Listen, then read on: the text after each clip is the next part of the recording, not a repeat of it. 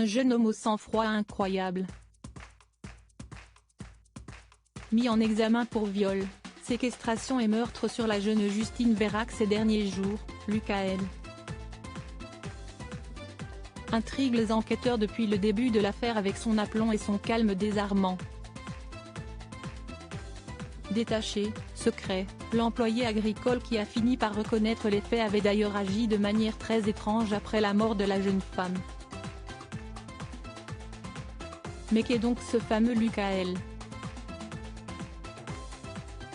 Point d'interrogation. Assassin présumé de la jeune Justine Vérac il y a 10 jours, le jeune homme de 21 ans seulement a fini par reconnaître les faits à demi-mot avant d'être mis en examen pour meurtre, viol et séquestration et d'être incarcéré. Mais même les enquêteurs, qui ont tenté d'en savoir plus sur lui depuis quelques jours, n'arrivent pas vraiment à le comprendre.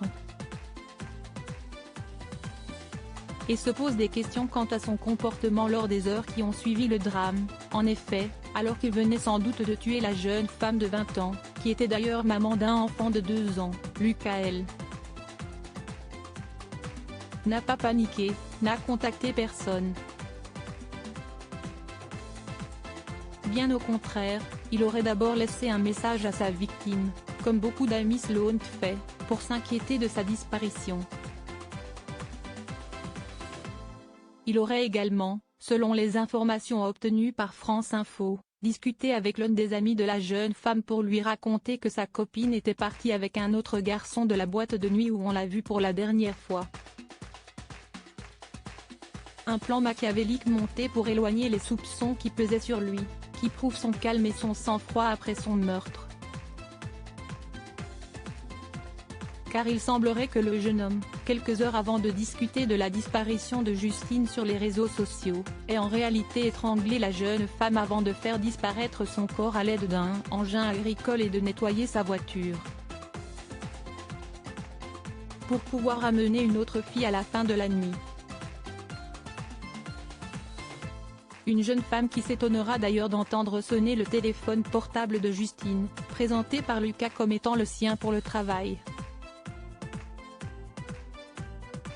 Mais l'histoire ne s'arrête pas là, puisque le dimanche qui a suivi le meurtre, Lucas-L.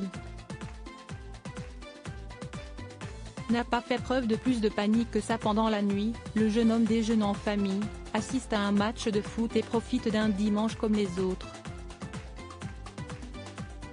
Mais il sera vite rattrapé par les enquêteurs qui l'interrogent ce jour-là, puis le lendemain, d'abord comme simple ami de celle qui n'a, à ce moment-là, qu'uniquement disparu. Avant qu'il n'avoue, poussé dans ses retranchements, le meurtre de la jeune femme avec une extrême froideur. Alors, que s'est-il réellement passé entre eux, et qui est donc ce jeune homme à la personnalité singulière? Pour le comprendre, de nombreux tests sont en cours et devraient en dévoiler plus dans peu de temps. Lucas-L. reste présumé innocent des faits qui lui sont reprochés jusqu'à la clôture définitive du dossier.